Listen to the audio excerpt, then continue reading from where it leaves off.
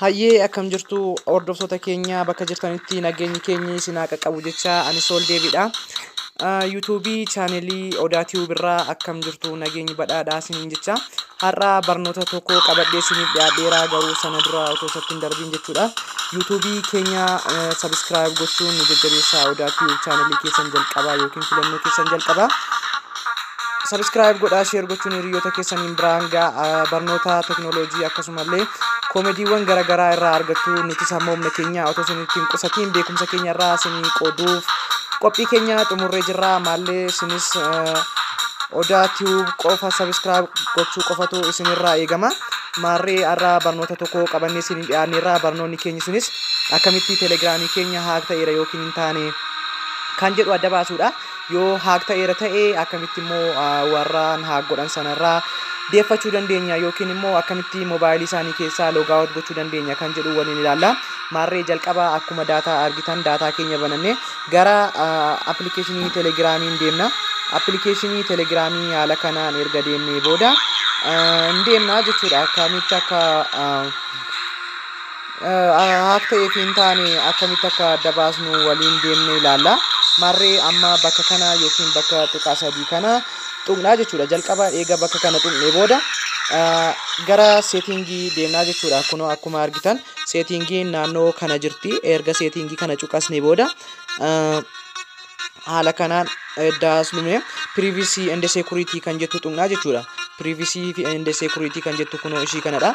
Ishii kana erga tuqnee booda active session kan jettu kana jirti jechuudha. Kunoo naannoo kana ishee kana tuqna.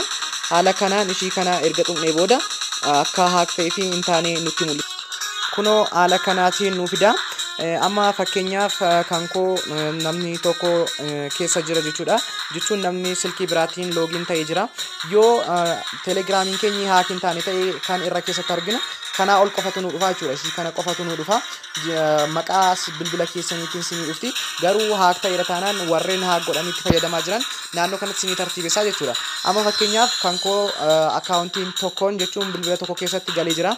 Innis isa kanadha. Maarree amma kana akkamitti bilbila isaanii keessaa loogaawut akka goonu waliin ilaalla. Jalqaba terminate all other session kan jettu kana tuqnaa jechuudha. Haala kanaan kana nu fida. Are you sure you want to terminate all other session kan jettu kana okay jennaani jechuudha. Haala kanaan okay erga jenneeni booda akka kanatti yoo dhafnu kunoo homtiyyuu kan haak ta'ee hin jiru no other active session kan jedhu kana nu dhufa. Maarree amma kunoo bilbilli keenyi haak akka hin taane barree jirra jechuudha. Kunoo akka kanatti nu fida. Yoo bilbilli keenya haak hin taane ta'e jalqabuma akka kanatti nu fida. Garuu haak ta'e yoo ta'e akka sila isinitti agarsiisetti kunoo naannoo kanatti warreen haak irratti ta'aniiru wajjin dhufa. Akka kanatti viidiyoon keenyi har'aa kana fakkaatti guddaa akka irraa barattan abdii qabna. Viidiyoo kanaa fi kanneen wal fakkaatan qabannee yeroo biraallee isiniif dhiyaanna.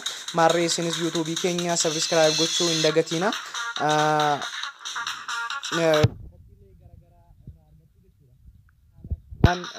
YouTube keenya Odaa Tube subscribe godhaa jechuun affeerraa keenya. Ani Sool Deebiin ture. Viidiyoo keenya waan laaltaniif guddaa galatoomaa. Horaa bulaa.